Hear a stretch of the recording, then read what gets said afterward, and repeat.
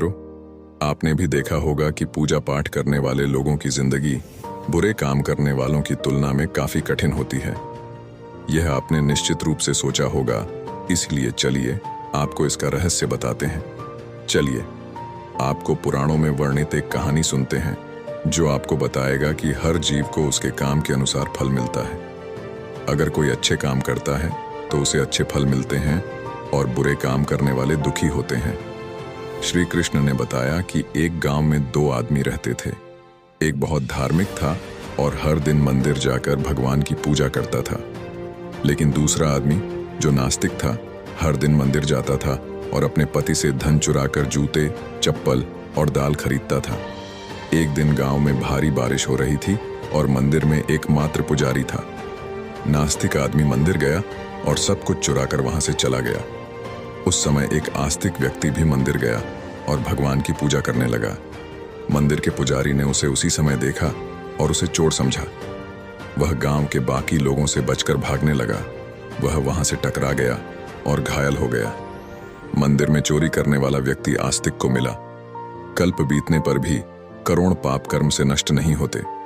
जब दोनों मर गए, आस्तिक व्यक्ति ने यमराज से पूछा कि उसके साथ ऐसा क्यों हुआ।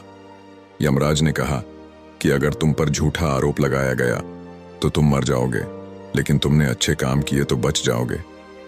यमराज ने कहा कि उसके भाग्य में एक राजा बनना लिखा था, लेकिन उकसे ने अपने पापों के कारण वह सिर्फ एक छोटे से चोर बन गया। मित्रों, शास्त्रों में कहा गया है कि पाप कर्म के बिना भोगे गए करोड़ों का नाश नहीं होता। अगर कोई पाप करता है तो आज वह खुश हो सकता है, लेकिन कभी कभी उसे अपने पाप का फल भुगतना पड़ेगा। यह भी एक कहानी है कि एक बहुत पापी व्यक्ति एक रास्ते से जा रहा था और उसे बहुत सारा सोना मिल गया। उसी रास्ते से एक अच्छे आदमी जा रहा था। उसे एक कांटा लग गया और वह जमीन पर गिर गया। उस स्थान पर कुछ लोगों ने सोचा कि यह बहुत गलत हुआ और दोनों आदमियों की कुंडली ले जाकर एक पंडित को दिखाई। पंडित ने कहा कि पापी व्यक्ति का भाग्य राजा बनना था, लेकिन उसके पाप के कारण अब उसे सिर्फ इतना सोना मिला है। उस भले और धर्मात्मा व्यक्ति के जीवन का आज आखिरी दिन था, लेकिन उसके अच्छे कर्मों की वजह से वह बच गया। क्या बुरे कामों से बच सकते हैं? शास्त्रों में कहा गया है कि हर व्यक्ति को अपने अच्छे और बुरे कामों का परिणाम भुगतना होगा। नेक कामों से अच्छे फल मिलते हैं और बुरे कामों से बुरे फल मिलते हैं। हमें अच्छे और बुरे दोनों कामों का परिणाम भोगना होगा। भगवान श्री कृष्ण ने भगवद गीता में कहा कि कर्म की गति को समझना आसान नहीं है।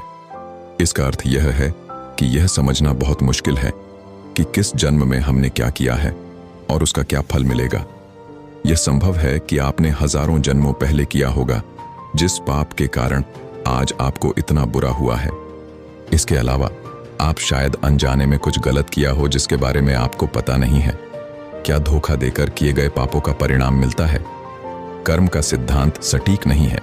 चाहे आप जानबूझकर करें या अनजाने में, अगर आप कुछ गलत करते हैं तो आपको उसका फल अवश्य मिलेगा। शास्त्र कहते हैं कि अगर आप अचानक आग को छुए तो आपका हाथ जलेगा ही। शास्त्रों में कई कहानियां हैं जो बताती हैं कि अनजाने में किए गए पाप का फल भी लोगों को मिला है। पांडवों के पिता महाराज पांडु की एक कहानी है कि उन्होंने एक हिरण को तीर मार दिया था। वे उस समय नहीं जानते थे कि एक ऋषि ने हिरण का रूप लिया था और उनको श्राप दे दिया था, जिसके कारण वे बाद में मर गए। सहस्त्रों के अनुसार क्षत्रिय राजाओं को शिकार करने की अनुमति थी और हिरण को मारना कोई पाप नहीं था, लेकिन पांडु को पता नहीं था कि वे एक ऋषि थे, इसलिए उन्हें इतना बुरा श्राप मिला कि वे मर गए। पाप से बचने के लिए क्या करें? श्रीमद् भगवद गीता में भगवान कहते हैं कि कर्म और उसके फलों को समझना बहुत कठिन है, लेकिन प्रत्येक व्यक्ति अपने कर्मों के फल अवश्य प्राप्त करता है। श्रीमद् भगवद गीता के अध्याय 18 में भगवान श्री कृष्ण ने कहा कि सभी धर्मों को छोड़कर मेरी शरण में आओ और मैं तुम्हें सभी पापों से मुक्त कर दूंगा।